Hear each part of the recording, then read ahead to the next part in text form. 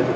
Ja, ich wollte das einfach nochmal illustrieren, mit was Lehrer sich so auseinandersetzen müssen. Also ich habe vor einem knapp einem halben Jahr ein Projekt in einer alten Schule mitbetreut und habe mal gesehen, was sie da zur Verfügung gestellt bekommen.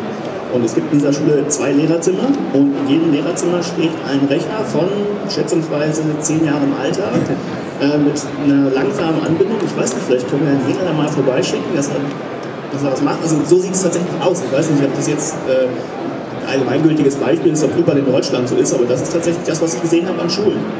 Also da kann ich vielleicht schon bestätigen, dass das in der Mehrzahl findet man solche Beispiele. Man findet natürlich auch positive, herausragende Beispiele, wo sehr, sehr viel zum Beispiel von Skandinavien gelernt wurde, gerade was zum Beispiel Lehrerarbeitsplätze in der Schule betrifft oder in- und außerhalb der Schule.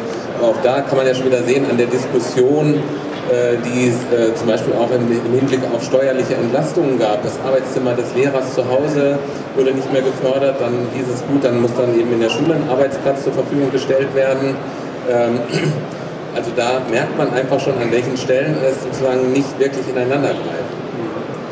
Und noch vielleicht ganz kurz ergänzt, ich sehe schon ein ganz wichtiges Feld darin, die Nutzung oder die methodisch-didaktische Einsatz von ICT in der Schule noch viel stärker in der Lehrerausbildung zu verankern, wie auch zum Beispiel im frühkindlichen Bereich, also in der Erzieherinnenausbildung, wo wir ja auch ganz massiv im Moment aktiv sind, Erzieherinnen medienkompetenter zu machen und wo ich einfach auch Signale sehe, sagen wir mal, in der Bildungsplanentwicklung in Deutschland, also in den Richtlinien sozusagen für die frühkindliche Bildungsarbeit in den Kindertagesstätten, wo eben der Bildungsbereich Medien zumindest in einigen Bundesländern schon mal fest verankert ist und damit natürlich auch die entsprechende Kompetenzvermittlung in der Aus- und Weiterbildung von Erzieherinnen verankert werden muss.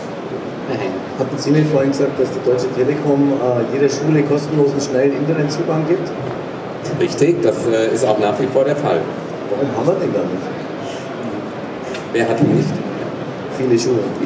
Also mein Kenntnisstand war, dass bereits im Jahr 2001 98% der Schulen diesen Internetanschluss nutzen und die Schulen, die ihn noch nicht nutzen, die haben jederzeit die Möglichkeit, diesen Antrag dann über die Telekom zu stellen und bekommen auch die Ausstattung mit dem Anschluss.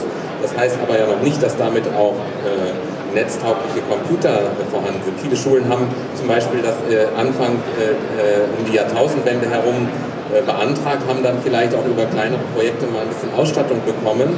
Damals, ich kenne Schulen, ich habe jahrelang in Berlin gearbeitet, die haben teilweise 50 PCs bekommen, die wussten aber gar nicht, was sie dann damit machen sollten. Dann sind die in den Kellern verstaubt, sozusagen original verpackt, haben die erstmal eine Alterung von 5 Jahren durchgemacht.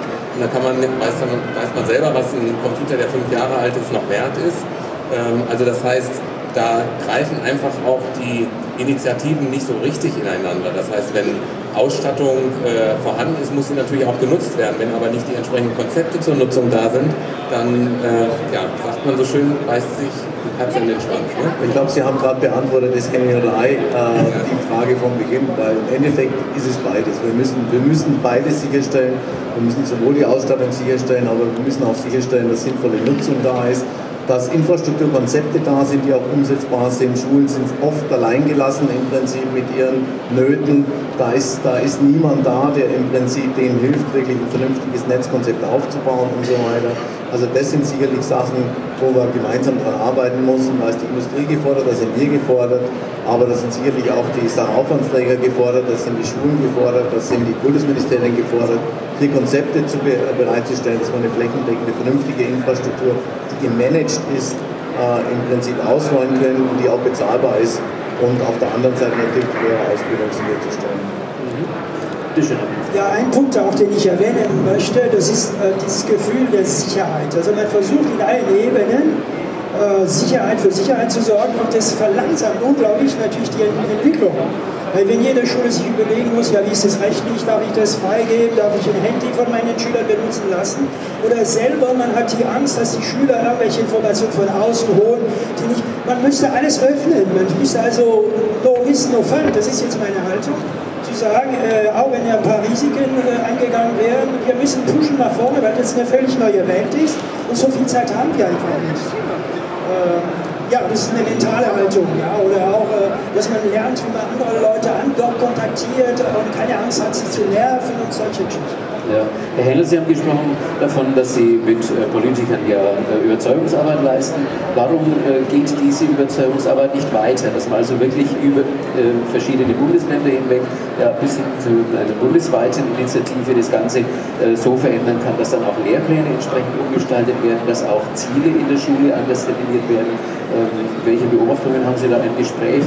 Lässt man sich einfach nur auf Modelle ein oder möchte man wirklich mal sagen, okay, ich habe einen Fixpunkt und sage, bis zu diesem Zeitpunkt ändere ich das gesamte System?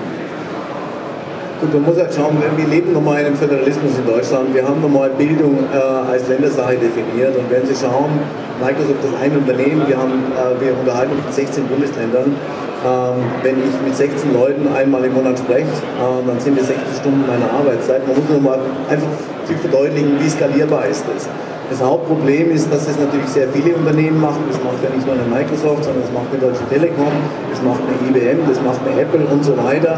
Ja, jeder redet im Prinzip an diese Leute hin. Also ich denke schon, dass ein Prozess gestartet ist, der auch eine Veränderung bewirkt langfristig. Ja. Aber ich denke, wir müssen einfach Gas geben. Wir müssen es schneller machen. Ja, Föderalismus ist jetzt nicht unbedingt hilfreich. Ja, dadurch, dass in jedem Land im Prinzip alles wiederholt werden muss. Aber das ist normal. So wie es heute aufgebaut ist, ja, also ich würde das sofort wegschmeißen. Ich würde sagen, hey, Föderalismus haben wir nach dem Krieg gebraucht, haben uns die Amerikaner gegeben, damit man eben Staatsgewalt nicht in eine Hand und so weiter, aber im Bildungsbereich ist das nicht sehr förderlich. Ja, wir müssen damit aufräumen. Und wenn man bestimmte Sachen zentral gebündelt im Prinzip angehen könnte man bestimmte Beschleunigungsprozesse erreichen. Aber es ist ein schwieriges Thema. Und es gibt auch viele gute Gründe, warum bestimmte Sachen eben nicht gemacht wird. Ja. Also Schutz, ja, Sicherheit, es ist ein riesen Diskussionsthema, dem wir uns immer wieder stellen. Ja. Wie viel Offenheit gebe ich einer 3. Klasse in der Grundschule? Ja. Ich will keine pornografischen Inhalte auf den Internetseiten drauf haben und so weiter. Ich will keine neonazistischen Inhalte drauf haben und so weiter. Ja. Es sind einfach Sachen, wo ich sage, wo sind die Grenzen? Ja. Wie weit gehen wir in der Offenheit und ein gewisses Maß an Schutz muss meiner Meinung nach da sein. Aber darf ich da gleich anschließen, Sie haben die Erfahrungen in anderen Ländern gemacht. Wie gehen die damit um? Also dieses Schutzbedürfnis, ich kann jetzt von Australien reden, weil da habe ich 9 Jahre gelebt, meine Tochter ist da in die Schule gegangen, die ist in dem Angelsächsischen aufgewachsen, die ist jetzt in die deutsche Schule zurückgegangen, war ein halbes Jahr drin und jetzt haben wir sie in die internationale Schule gefahren, weil sie gesagt hat, was machen die hier? Ist vielleicht ein blödes Beispiel, aber sie ist in der 2. Klasse Grundschule, hat sie im Prinzip ihr E-Mail-Account gehabt. Meine Frau hat jeden Tag vom Lehrer eine Kurznotiz gekriegt, was die Hausaufgaben sind, was sie übermachen muss. Wir waren permanent in Kontakt, das heißt, dieser Lehrer-Eltern-Kontakt, der findet statt. Ja? Und zwar in einer sehr integrativen Form, was eine super Sache war, muss ich ganz ehrlich sagen. Also ich habe mich als Vater, ich wusste immer, wo mein Kind steht. Ich wusste, wo der Lernfortschritt ist, ich wusste, ob sie gut ist, ob sie was nicht gemacht hat, wo ihre Stärken, wo ihre Schwächen sind. Ich fühle, dass wir heute in Deutschland hier wesentlich mehr alleingelassen werden. Also das sind so Beispiele, wo ich sage, in anderen Ländern wird Technologie anders genutzt, um stärker im Prinzip diese Barrieren, diese Grenzen zwischen Eltern, Lehrer, Schüler im Prinzip aufzubrechen und einen stärkeren integrativen Ansatz zu fahren. Das war jetzt eine ganz normale Grundschule in Sydney, West Bengal. Auf der North Shore von Sydney, eine ganz normale staatliche Schule. Also nichts Besonderes, keine Versuchsschule. Jedes Kind hat einen PC, jedes Kind. Ja? Und Internetzugang ist reglementiert bis zu gewissen Grenzen, aber die haben sehr, sehr viele Möglichkeiten, was ICT betrifft. Zum Thema Schutz sind halt bestimmte Filter. Also die haben Internetzugang, aber die haben bestimmte Filterkriterien. Das heißt, das Department of Education in New South Wales hat im Prinzip hier eine Positivliste für jeden Jahrgangsstufe und die werden in dem Schulsystem zentral eingepflegt und damit ist sichergestellt, dass eben bestimmte Seiten aufgerufen werden können und bestimmte Themen wie bei sie abgeblockt werden können.